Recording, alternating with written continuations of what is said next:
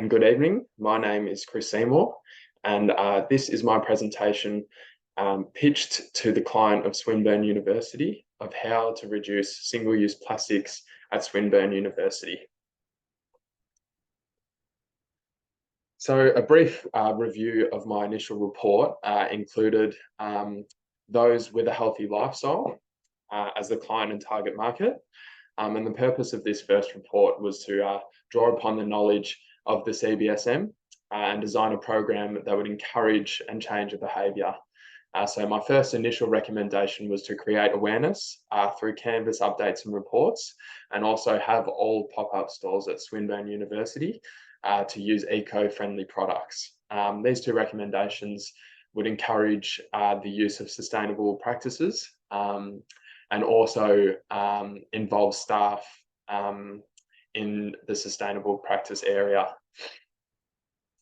So my first external factor that can impact students is family. And a family is defined as two or more who are blood-related, marriage, or reside in the same home.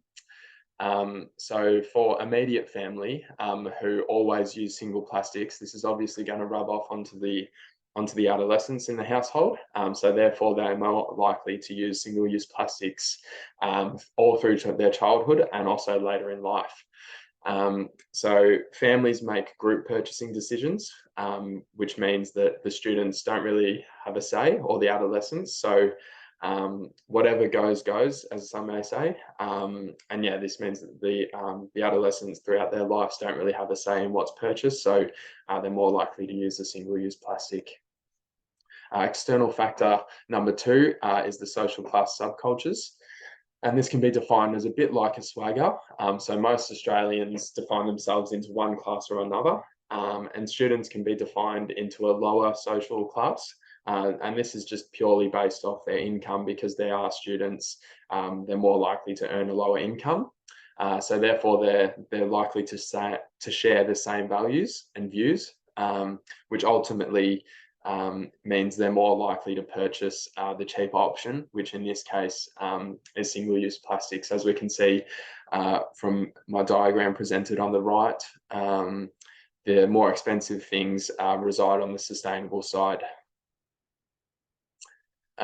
So my new recommendations based on these external factors is a Swinburne Family Day, which would include pop-up stalls, food and drink, only using reusable and sustainable items.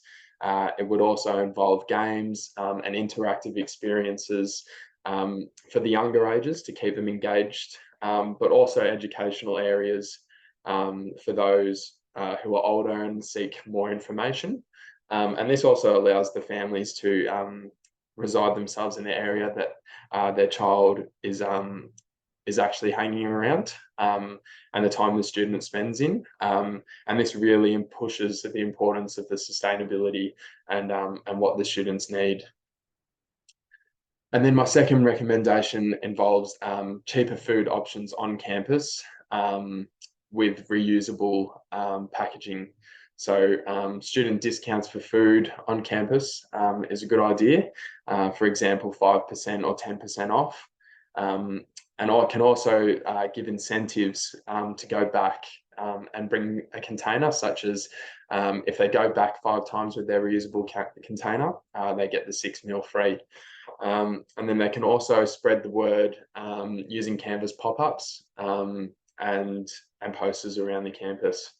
And lastly, can have the Swinburne University staff educate students on the importance of reusable food packaging, which again would incentivize the student to use the reusable packaging on campus, and would also be beneficial for the campus as it will increase funds. Yeah, thank you very much for listening to my presentation, and yeah, enjoy the evening.